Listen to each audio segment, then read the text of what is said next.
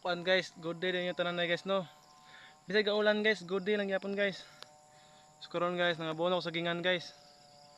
Ara guys, gipaundang sa ulan guys dayon. Pag undang sa ulan, tiwas sa pangabono guys. Yan guys. Muna ako abono na guys oh. So, muna akong giabono ron ang mga bunuhay rin nakailag unsa nga abono guys. So, mga abono tanan guys. So, daghanan to siya abono no. Kaya wag iklaron simporon guys. Sige lang gaulan diri guys sa Paradise guys. Oh, ito sa bunuhan.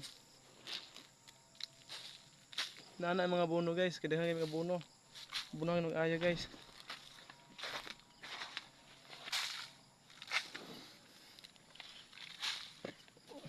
Namawi guys, init.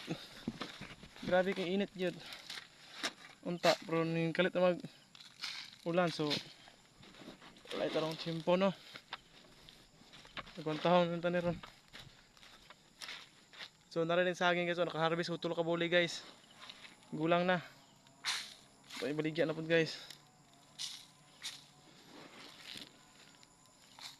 So nakaharvest na ta guys. Tulo ka muna primero harvest no guys. Agosto 5 guys.